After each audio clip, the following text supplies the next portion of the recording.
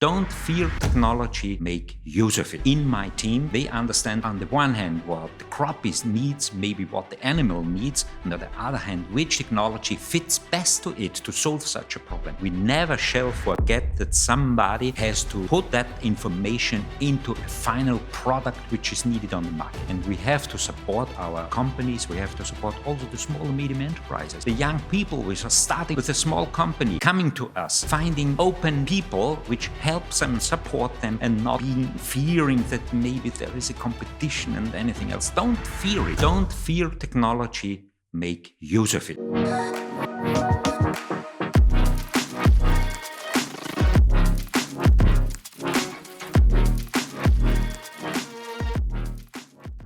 Hello and welcome to Let's Talk About Tech, your podcast on venture capital and private equity by Venionaire Capital, the entrepreneurial partners. Today I want to introduce you to Heinrich Prankl, Head of Research, Deputy Director of the Federal Institute of Josephinum, specialist for digital farming, precision farming with over 25 years of experience, originally an electric engineer with a fantastic journey in research. Tell us a little bit about you. Welcome. Thank you very much for the introduction and for the invitation. I'm really happy to speak about what I'm doing and what I've done in the last 10, 20, 30 years maybe. Originally, I was born on a farm. Yes, so my parents have been farmers, and I was, of course, very interested to be affected and to be interested in all what means crop production, food production, and of course, real life. So, but in my heart, I could see very early that I'm also a technician. So I was interested in technologies, in all those new trends, what you have seen as if you are young and what you can observe. And I was very highly interested in. And so I decided, to combine those things and to make an education in agricultural engineering. That means all the range of machines which are used in agriculture. So I had two different fields which were gaining my interest. Yeah, and furthermore, after being educated in school, I decided to make a study at the University of Technology in Vienna, electrical engineering, because I thought, yes, that's maybe much, that's a development which is gaining more and more important in the future. After 1-2 years in industry, I received a request from my former teacher and from the former head of our institute, Johann Schrottmeier, who asked me if I would like to receive an engagement as a scientist in the institute where I'm now working.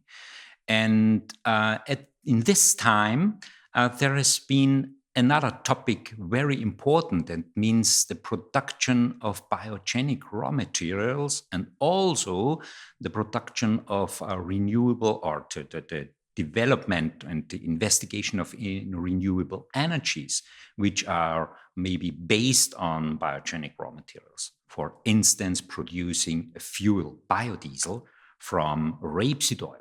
So it is possible if you're still driving a diesel engine, you maybe are the engine is fueled with a share of approximately 6 or 7% of biodiesel, which is produced mainly from rapeseed oil. So that was very, very interesting at that time, but unfortunately did not really meet my profession and meet my still high interest in new technologies. And over the course of your research, right, the world has evolved. You started in 1989, yes, right? That's true. In research. So you have been through the dot-com bubble. You've seen the technologies changing really fast. Also the downside, right? Markets were up, markets were down, and innovation cycles became faster and faster. How did your research fields develop over this time? Yeah. That's a good question, and it brings me to that what I'm doing now, because I recognized very early that data have the high value. Data and information. If you have a lot of information, your decisions may be much better. It is not only your knowledge and your experiences which lead to good decisions, of course, still are doing. Yes, you need professionalists. You need people which have a long tradition and a long history and also a lot of experiences. But nevertheless, we can see that new things are available and you should make a benefit from it. And that means data and knowledge. It likely started with the IoT, like around 12 years ago. I can remember Internet of Things, right? The connectivity to all kinds of hardware devices was king. It was as hyped as AI is today. So I would assume that the data gathering around 10 to 15 years ago started, right? And then the structuring of data with knowledge or without knowledge of what you could do with it was at that point in time in specific interesting. That's totally true, and that's totally the focus point. Because at the one side, if you want to make information, you have to gather data, and if you want to gather data, you have to find the right sensors on the right place and the right sensor technologies, or maybe also sensor fusion technologies. So that means, and you have to know we are under ambient life, so we are in the nature. So where to place which sensors and which detection rate and how to combine it with different information, that's not so easy. And that is a big field of science and big field of research. And that is so interesting. I give you an example, yes? If you want to produce corn or maize or wheat, yes, of course, it's not so easy. It's not so difficult. You have to make a seedbed preparation. You have to doing the seeding. But to care about crops, of course, you have to care for two things. At the one side, for fertilization, that the plant receives enough fertilizer. And on the other hand, you have to keep the crop and the plants healthy. So you need to care for diseases, yes, and you have to maybe to apply pesticides, or herbicides, but also you have to care that the weeds are removed. So those things are key issues to have a high yield. And that is what we need. If we want to eat bread, we have to have a good crop, a high quality crop and a high yield in order to make it, of course, cheap. So, and that is so interesting that not only your treatment is based on your experiences, but the treatment is based on knowledge and on data.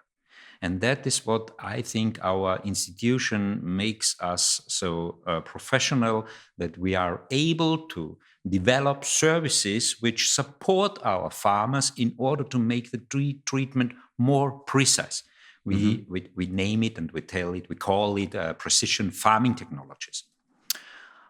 Berthold, I think you are traveling around, you make business trips. If you're starting with the aircraft, I give you the hint. Look down to the ground and observe the fields which you can see, and you will realize that no field is totally homogeneous.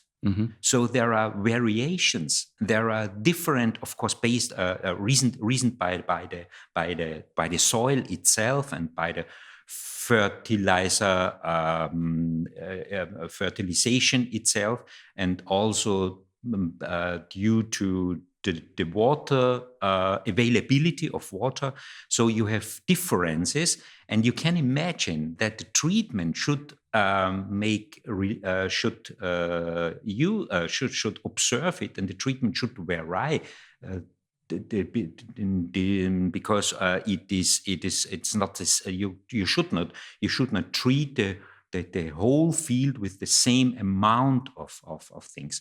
So that is precision farming technologies, and much knowledge is necessary behind that in order to have maybe recommendations, in order to have application maps, which could be processed automatically by machines, and so on and so on and so on.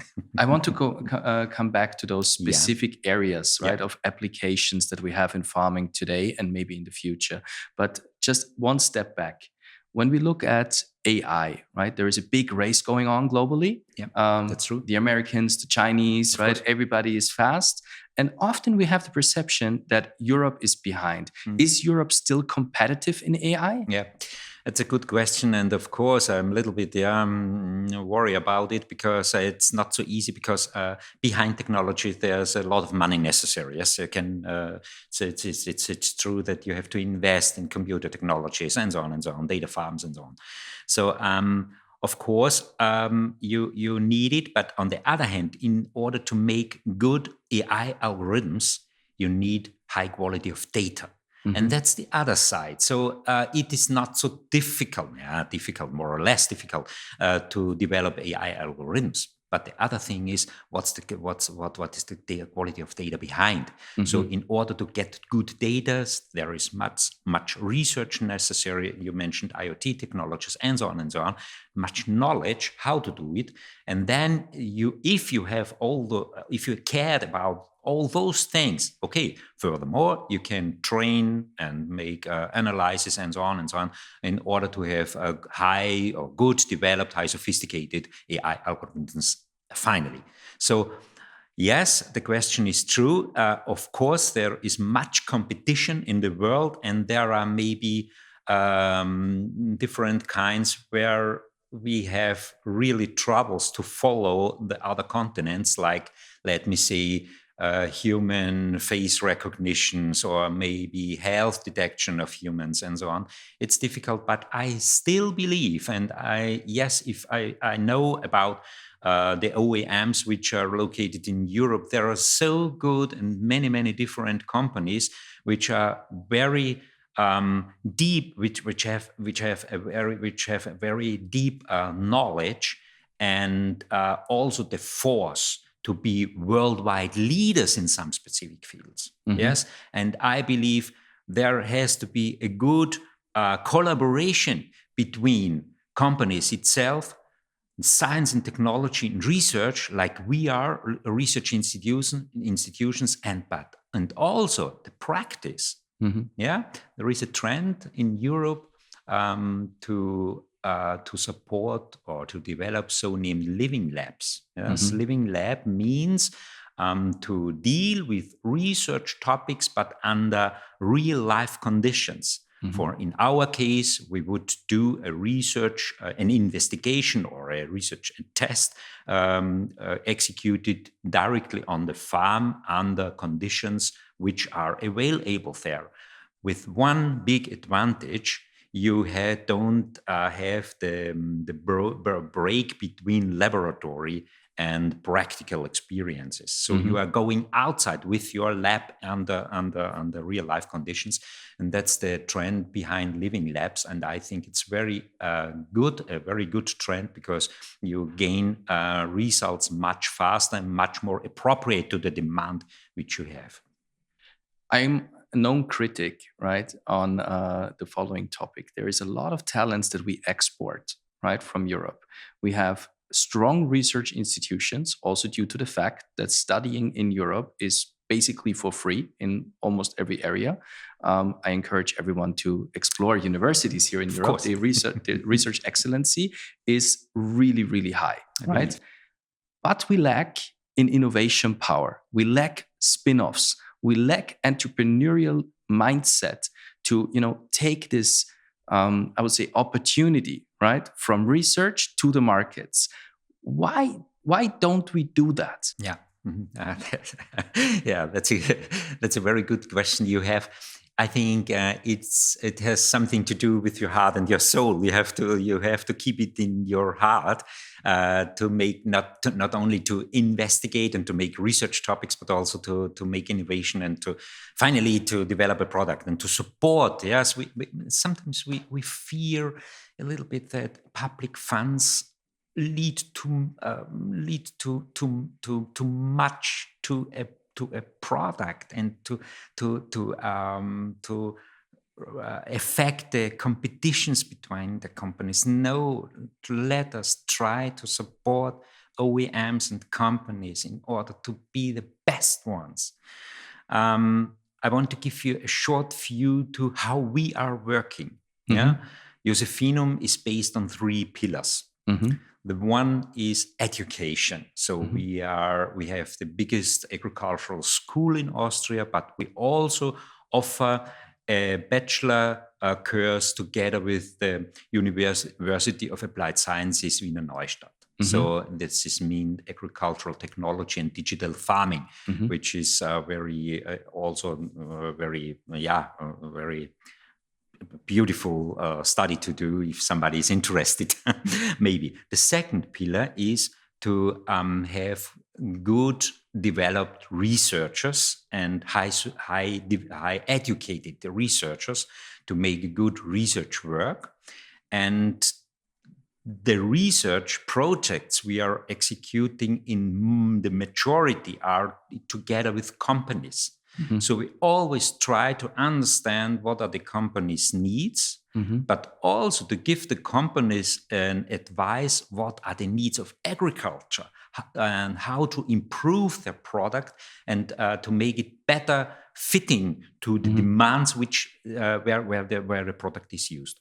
And the third pillar is to do tests in practice, so Mm-hmm. under real life conditions. So we name it applied research. Mm-hmm. To try to do it together with under real life conditions.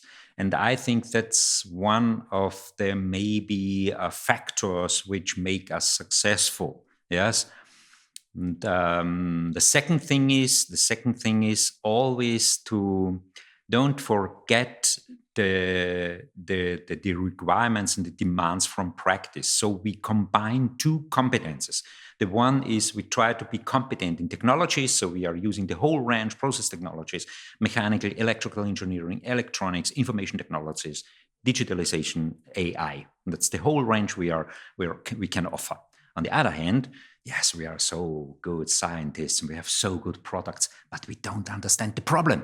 Mm-hmm. So we have also to bridge that gap between technology at the one side and the application, that means agriculture. Mm-hmm. We have to understand agricultural sciences. So Mm-hmm. we have started to build up those knowledge in our institution, and I have the people in my team. They understand on the one hand what the crop needs, maybe what the animal needs, and on the other hand, which technology fits best to it to solve such a problem. And I think that is so necessary. But coming a little bit back to your question, we never shall forget that somebody has to put that result and that information into a final product which is needed on the market. And we have to support our companies. We have to support also the small and medium enterprises. Yeah, the young people which are starting with a small company, coming to us and finding open people which helps them and support them, and not fearing that maybe there is a competition and anything else. Don't fear it. Don't fear technology, make use of it. That is what I mean. It sounds like entrepreneurs could shortcut on a problem solution fit by contacting you, because they would actually get access to identified problems from the market with solutions that you have researched, right? So there is a basis already. Yeah. And they could immediately start working on a product market fit, on a spin-off. Yeah. Would you be open for spin-offs if somebody contacts you? Yes, of course. And that is, that is, let me say, that is an advantage. We are part of some also European funded projects, for instance, the so-named EDIHs, that means the European Digital Innovation Hub. This is a program in the digital program of the European Commission, and some of maybe 150 or 200 different EDIHs are supported. We are one of them, focusing on, of course, agricultural technologies. So, what is the topic of the EDIH? This is for small medium enterprises, which are interested in some specific issues, in some specific technologies, in some specific applications, are coming to us, and we can offer support for them. Yeah, maybe by an education program, maybe by producing a small prototype of something, maybe investigating something, maybe analyzing something. But in order to support them to have a progress in their development, and finally to also to develop the right things, yes, and much knowledge is necessary. So we can provide it, and that is what is, yes, a really good program, and I hope we can continue it because it ends at this year. Maybe we can continue it. Another thing is we are a member of agrifoodTEF. This is also a big program, very interesting program of the European Commission. The Commission installed, meanwhile, 4 different TEFs, that means test and experimentation facilities for robotics and artificial intelligence. So we are, let me say, testing institute providing conditions where companies can come to us and try to test and also to improve the algorithms. Yeah, and helps them to progress in the product, to make a progress in the product development, and finally to make a good product. I give you one example, finally example. For instance, a weeding robot. Yes, weeds. You have the crop and you have the weeds on the field, and if a machine wants to remove weeds, the machine has to distinguish between what is a weed, what is a crop, not to remove the crop and let the weeds stay, but on the opposite. And so there is a camera system and an AI algorithm behind that, and finally the machine recognizes it and removes the weed very fast, and so it is doing the work very automatically, and that is. Those test conditions, for instance, we can provide. Even in little applications, I love that. There is lawn-mowing robots, right, for your own garden, and those are so convenient. Yes, it's true. Yeah, that's true. Let me have a little bit of a look into the future, a little outlook, right? There is a lot of innovation going on. There is AI, there is robotics, there is drones, and genetics also in agriculture. Is there a discrepancy between sustainability and technology? Yeah, my simple answer is no. I don't think there is a contradiction because my mission is make use of high sophisticated technologies, try to receive a benefit from it. I can compare it with you're driving maybe a car, and if the car remained the same to use the use of the car. Yes, a steering wheel and some pedals and maybe an engine anywhere, and you are able to drive. But if you buy a modern car, it is not the same technology you bought maybe 30 years or even 50 years ago. And right now it's driving an iPad. Yeah, that's true. It is more or less an information system but it is still putting you from one place to another one, and make use of high sophisticated technologies. So of course, crop production, wheat production remained the same like for 1,000 years. But now we have so much higher information technologies, application technologies behind that it was possible to increase the yield for maybe 800 or 1,000 kilograms, maybe 60, 70, 80 years ago, to now 10,000 kilograms per hectare. To make food more affordable, to make alternative materials more affordable. Yes, right? To feed the world, nevertheless. Yes.